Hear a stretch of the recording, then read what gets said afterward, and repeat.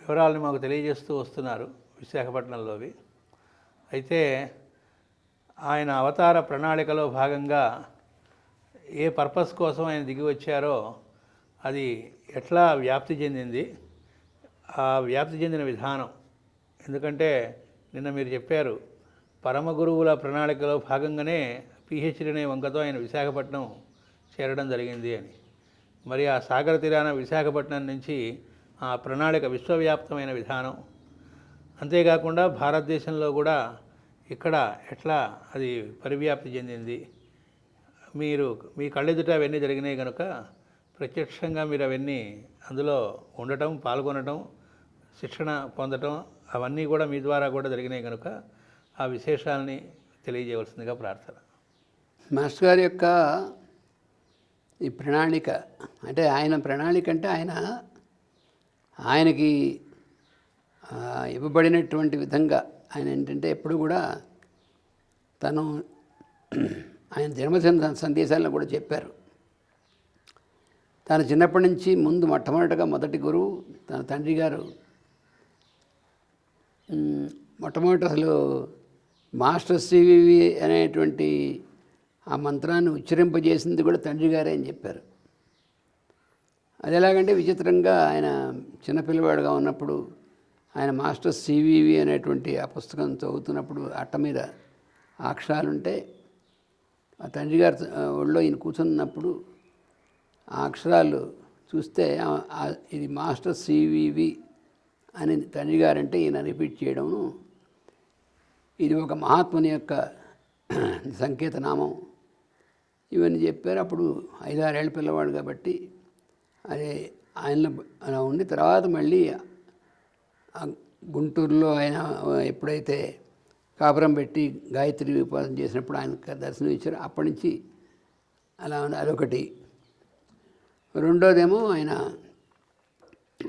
Theosophical society దాంట్లోకి వెళ్ళినప్పుడు లైబ్రరీలో ఆ పుస్తకాల్లో బ్లాడ్స్కీ గారు రాసినటువంటి ఆ పుస్తకం సీక్రెట్ డాక్టర్ ఆయన్ని ఆకర్షించడం, ఆ పుస్తకం ఆయన పర్మిషన్ తీసుకుని తీసుకొచ్చి అది ఓపెన్ చేసి చదవడం మొదలెట్టడం. అప్పుడే ఒక విచిత్ర వ్యక్తి కనబడి ఇలాగ హోలీ ఆఫ్ హోలీస్ నుంచి చదువు అని చెప్పి ఆయన్ని ఆదేశించడం.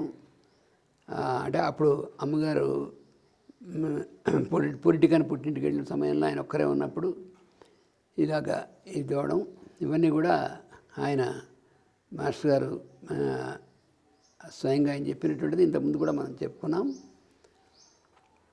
అలాగా ఆయన ఏంటంటే ఒక పక్కన తండ్రి గారి దగ్గర నుంచి వచ్చినటువంటిది, రెండోది మాస్టర్ సివి గారు ఆయన జీవితంలో ప్రవేశించి ఆయన్ని చేసినటువంటిది, మూడోది మేడం బ్లాడ్స్కీ గారి యొక్క సీక్రెట్ డాక్టర్ అనేటువంటిది. ఆయన ఇది ఒక త్రివేణి సంగమం అని చెప్పి ఆయన తన జన్మదిన సందేశంలో కూడా అది చెప్పారు.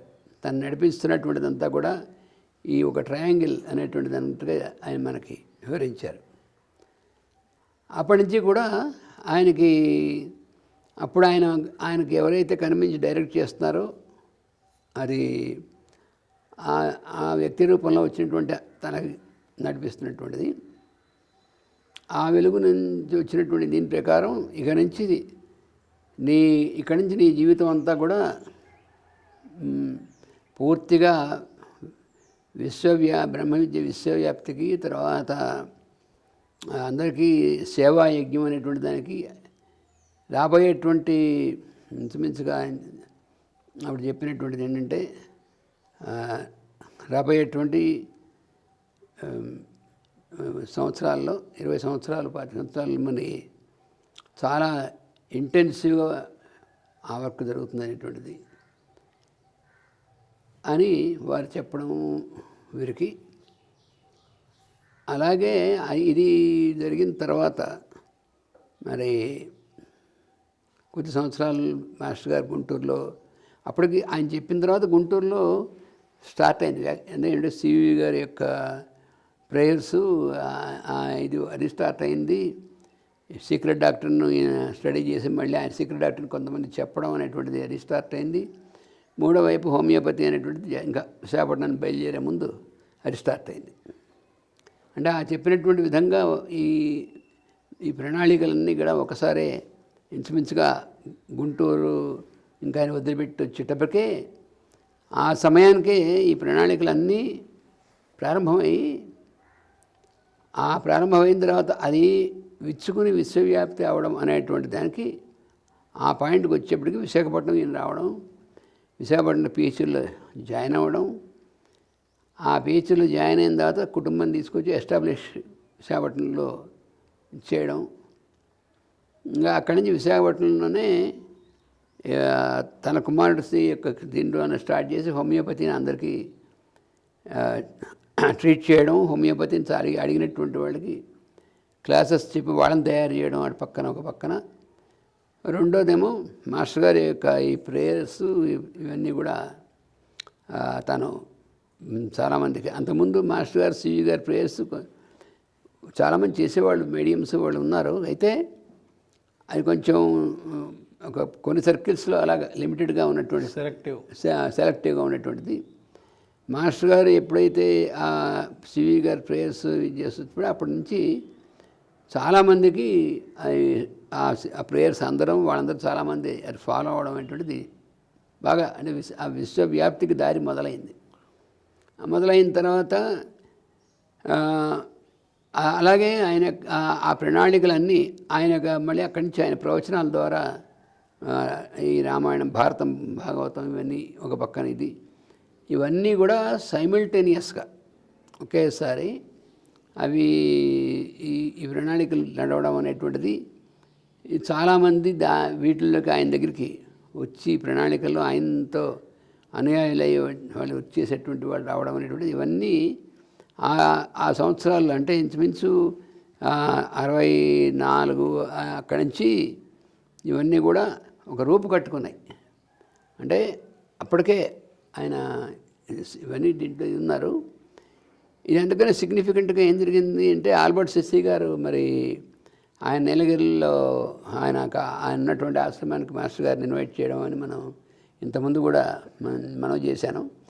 అక్కడికి మాస్టర్ గారు అక్కడ ఉండి అక్కడ లెక్చర్స్ ఇస్తే ఆ లెక్చర్స్ విన్న తర్వాత మీరు మాకు చాలా న్యూ డైమెన్షన్స్ ఓపెన్ చేశారు, అందుకని మాకు ఒక గ్రంథంగా కూడా మాకు కావాలి అనేటువంటిది ఆయన అడిగినప్పుడు అప్పుడు మాస్టర్ గారు వచ్చేసిన తర్వాత విశాఖపట్నం మళ్ళీ వచ్చిన తర్వాత మళ్ళీ అప్పుడు వాడు అడిగిన తర్వాత ఈ స్పిరిచువల్ అస్ట్రాలజీ అనేటువంటిది మొట్టమొదటి ఆయన ఆంగ్ల గ్రంథాన్ని ఆయన 65లో గుంటూరు నుంచి రాఘవరావు గారు అనేటువంటి ఆయన మాస్టర్ గారి శిష్యుడు గుంటూరు నుంచి వైవి రాఘవరావు గారిని ఆయన చాలా ఫాస్ట్ టైపింగ్ అనమాట. అందుకని ఆయన పిలిపించి ఆ స్పిరిచువల్ అస్ట్రాలజీ అనేటువంటి గ్రంథం ఆగస్టు 7వ తారీఖు 1965లో ఆ రోజు ప్రారంభమైతే 23 ఆగస్టు కల్లా ఆ గ్రంథం పూర్తిగా డిక్టేషన్ ఇవ్వడం అనేటువంటిది అయిపోయి ఆ రాఘవరావు సైమిల్టేనియస్గా టైప్ చేసేశారు. ఆ టైప్ చేసినప్పుడు 3 ప్రతులు 3 టైప్ చేసినటువంటి ప్రతులు వస్తే ఒకటి ఆల్బర్ట్ సెస్సీ గారికి పంపించేశారు, ఇంకోటి మల్లాది పుణ్యశాస్త్రి గారికి ఇచ్చారు. ఆయనకి ఇచ్చినటువంటి ప్రతి ఇప్పుడు కూడా అలా ఉంది. మాస్టర్ గారు స్వయంగా ఇచ్చినటువంటిది 65లో. పుణ్యశాస్త్రి గారు చాలా జాగ్రత్తగా ఆ గ్రంథాన్ని తాను చాలాసార్లు అధ్యయనం చేస్తూ ఆ మాస్టర్ గారు ఇచ్చినటువంటి టైపుడు ప్రతిని జాగ్రత్తగా పొందుపరిచి ఉంచారు. ఇప్పుడు కూడా వారి కుటుంబం వారు జాగ్రత్తగా ఉంచారు. అది కూడా ఉంది. మూడోది మాస్టర్ దగ్గర అది ఉన్నటువంటిది. ఈ రకంగా ఆ ప్రణాళికలో ఒక మేజర్ ఈవెంట్ కింద చెప్పాలి అది స్పిరిచువల్ అస్ట్రాలజీ అనేటువంటిదిగా. అది ఇక్కడి నుంచి భారతదేశం నుంచి అక్కడ తీసుకెళ్ళి ఆల్బర్ట్ సెస్సీ గారు అక్కడ తీసుకెళ్ళి అక్కడ ఆ దేశంలో అది పబ్లిష్ చేశారు. అది మొట్టమొదట ఆయన ఆంగ్లంలో ఇచ్చినటువంటి గ్రంథం, మొట్టమొదటి ఆంగ్ల గ్రంథం పబ్లికేషన్ అక్కడ వాళ్ళు చేయడం అనేటువంటిది అంటే మన ప్రాక్ పశ్చిమ సమన్వయానికి ఒక నాంది అనమాట అది. ఆ రకంగాను అది అయిన తర్వాత ఈ లోపల ఏంటంటే మాస్టర్ గారు 1967లో ఒక ఇది జరిగింది. 1967లో ఏంటంటే ఆల్బర్ట్ సెస్సీ గారు మళ్ళా ఇంకొక గ్రంథం కావాలని ఆయన లెటర్ రాశారు. ఎందుకంటే మాస్టర్ గారు వెళ్ళినప్పుడు క్రతువు విద్యలు, క్రతువు యజ్ఞములు ఇవన్నీ చేసేటువంటి విధానం, వేదంలో ఉన్నటువంటి ఇవన్నీ కూడా వీటి గురించి వారికి చెప్పారు. చెప్తే ఇది కూడా మాకు గ్రంథం కింద కావాలి, ఎందుకంటే ఆ క్రతువులు వాటి యొక్క సిగ్నిఫికెన్స్, ఆ రిచువల్స్ ఇవన్నీ కూడాను, అందుకని మాకు దాన్ని ఒక గ్రంథంగా కూడా మాకు ఇవ్వాలి అనేటువంటిది చేస్తే అప్పుడు మాస్టర్ గారు 1967లో ఈ బుక్ ఆఫ్ రిచువల్స్ అనేటువంటిది ఇది కూడా అలాగే డిక్టేట్ చేస్తే ఆ టైప్ చేయడం అనేటువంటిది ఆయన రాఘరావు చేయడం చేసి ఇది ఏప్రిల్ నెలలో జరిగింది. ఈ బుక్ ఆఫ్ రిచువల్స్ అనేటువంటిది మాస్టర్ గారు డిక్టేట్ చేస్తే 67 ఏప్రిల్ జరిగింది. అది కూడా బుక్ ఏం చేశారంటే అక్కడ పంపించారు. అది వాళ్ళ దగ్గరికి ఆల్బర్ట్ సెస్సీ గారు వాళ్ళ దగ్గరికి పంపించారు. అది అంటే ఆయన కంటే ముందు పాశ్చాత్య దేశాలకి బుక్స్ రూపంలో వెళ్ళారనమాట. అది నిజం. ఆ స్పిరిచువల్ ఆస్ట్రాలజీ, అది బుక్ ఆఫ్ రిచువల్స్ ఆయనకంటే బుక్స్ ముందు వెళ్ళాయి. అంటే ఒక ముందు అంటే ఎక్కడికైనా వెళ్ళాలంటే ముందు ఒక రోడ్డు వేసి ఆ ఊరికి వెళ్ళినట్టుగాను ఈ ఆధ్యాత్మికమైనటువంటి ఒక పాత్స్ పడ్డాయన్నమాట. ఇక్కడికి అక్కడికిను భారతదేశానికిను ఆ పాశ్చాత్య దేశానికి ఈ బుక్స్ రూపంలో ఒక మార్గాలు ఏర్పడ్డాయి. ఆల్బర్ట్ సెస్సీ గారు ఆల్బర్ట్ సెస్సీ గారు అక్కడ ఆ దేశాలన్నింటిలో ఆయన శిష్యవర్గం ఉన్నారు. అందుకని వాళ్ళందరికీ మాస్టర్ గారి దగ్గర నుంచి వచ్చినటువంటి ఈ స్పిరిచువల్ ఆస్ట్రాలజీ, తర్వాత ఈ బుక్ ఆఫ్ రిచువల్స్, ఈ క్రతు విద్య, ఇవన్నీ ఆయన ద్వారా చాలా ముందు ఇదంతా కూడా ఇచ్చినటువంటిది మాస్టర్ గారు. అందుకనే ఆయన మాస్టర్ గారిని ఎలా కలుసుకున్నారు ఏమిటో వాళ్ళందరికీ కూడా ముందే తెలియజేశారు, చాలామందికి గ్రూప్స్కి తెలియజేశారు. ఈయన ఫిజికల్ ప్లేన్లో మనకి అవైలబుల్ అయినటువంటి మాస్టరు, ఆ పరమ గురువుల యొక్క ప్రణాళికలో ఆయన మన దగ్గరికి వచ్చి చేశారనేటువంటిది ఈయన ఎస్టాబ్లిష్ చేశారు. చేసిన తర్వాత ఆయన శిష్యవర్గానికి చెప్పారు. వారిని మన దేశాలకు కూడా ఆహ్వానం చేసి ఈ దేశాలకు వారు రావడం జరుగుతుంది. ఆయన వస్తే ఇప్పుడు ఈ దేశాల్లో మన వాళ్ళందరూ కూడా దాన్ని ఆ వెలుగుని అందుకుంటారు. దానికోసం ఆయన మనం అభ్యర్థిద్దామని చెప్పి ఆయన చెప్పారు. మాస్టర్ గారితో కూడా చెప్పారు, మీరు మా దేశాలకు మీరు విచ్చేయాలి, మీరు వచ్చి మా వాళ్ళకి కూడా, అంటే ఇప్పుడు అందరూ ఇక్కడ రాలేరు కదా అని. ఆ సందర్భంగా 1900 ఇప్పుడు ఈ లోపల ఏంటంటే మాస్టర్ గారు ఈ మిగతా ప్రణాళికలంతా ఈ రైల్వే రామాలయంలో దాని ప్రధాన కేంద్రంగా అక్కడ ఈ అందరికీ ఈ పురాణ ఇతిహాసములు అనేటువంటి వీటి ద్వారా చాలామంది కామన్ పీపుల్కి ఆయన ప్రవచనాలు అనేటువంటివి ఒక మంచి ఒక చక్కని ఒక పవిత్రమైనటువంటి ప్రదేశంగా ఆ రామాలయంలో రెగ్యులర్గా అది రైల్వే ఎంప్లాయీస్ వాళ్ళు చేసినటువంటిది. కానీ ఆ రామాలయం అప్పుడు విగ్రహ ప్రతిష్ట జరగలే, కానీ రామనామం అక్కడ చేస్తూ చాలామంది రామనామం చేయడం అనేటువంటిది ప్రారంభం చేశారు. ముఖ్యంగా అక్కడ చాలామంది తల్లులు వాడు రోజు రామనామం చేస్తూ వాళ్ళు ఏ పని చేస్తున్నారో వాడికి రామనామం చేస్తూ పని చేయడం, అందరూ కలిసి రామనామం చేయడం, అలా ఏర్పడినటువంటి రామాలయం అది. ఆ రామాలయం తర్వాత ఏమైందంటే విగ్రహ ప్రతిష్ఠ కూడా జరిగింది. అది ఎలా జరిగిందంటే మాస్టర్ గారు ఈ ప్రవచనాలు, రామాయణం భారతం ప్రవచనాలు ఇవన్నీ స్టార్ట్ చేశారు. ఈ స్టార్ట్ చేసి నడుస్తూ ఉండగా హిమాలయాల నుంచి ఒక స్వామీజీ రావడం జరిగింది అనుకోకుండా.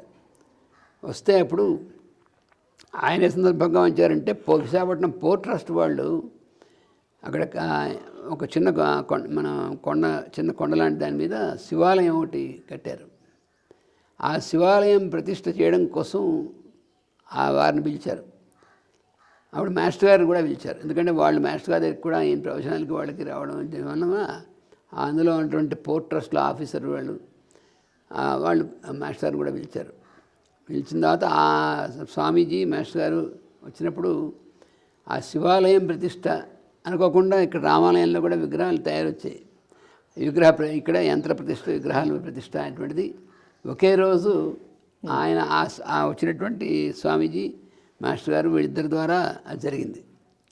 అంటే ఇక్కడ ఈ రామాలయంలో మాస్టర్ గారి ప్రవచనాలు తర్వాత వీళ్ళందరూ చాలామంది తయారయ్యి ఇవన్నీ వింటూ ఇవన్నీ చేసేటువంటిది ఈ యాక్టివిటీ ఇలా స్టార్ట్ అయిన తర్వాత రాముడి ప్రతిష్ఠ కూడా జరిగింది. ఇంకా అప్పటి నుంచి ఇంకాస్త దాని బాగా మంచి ఇది వచ్చింది.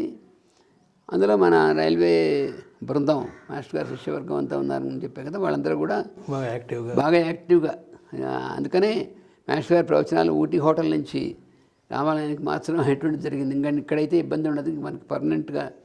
అందుకని వీళ్ళందరే అందులో మెంబర్స్ కూడా కదా, ఈ రామాలయం కమిటీ మెంబర్స్ వాళ్ళు కూడా రైల్వే ఇది కాబట్టి రైల్వే పైన ఆఫీసర్స్ కూడా ఇక్కడ జరిగేటువంటి యాక్టివిటీకి వాళ్ళు బాగా మంచి ఇది ఈ రామాలయాన్ని ఈ యాక్టివిటీస్కి ఏమీ అభ్యంతరం లేకుండా ఈ ప్రవచనాలు కానీ తర్వాత అభిషేకాలు కానీ ఇవన్నీ మాస్టర్ గారు అక్కడ ఏం చేశారంటే శివరాత్రి వస్తే 24 గంటల రుద్రాభిషేకం చేయించడం అందరు చాలామందికి మాస్టర్ గారు అప్పటికే నమ్మకం చమకం మహాన్యాసం ఇవన్నీ నేర్పారు.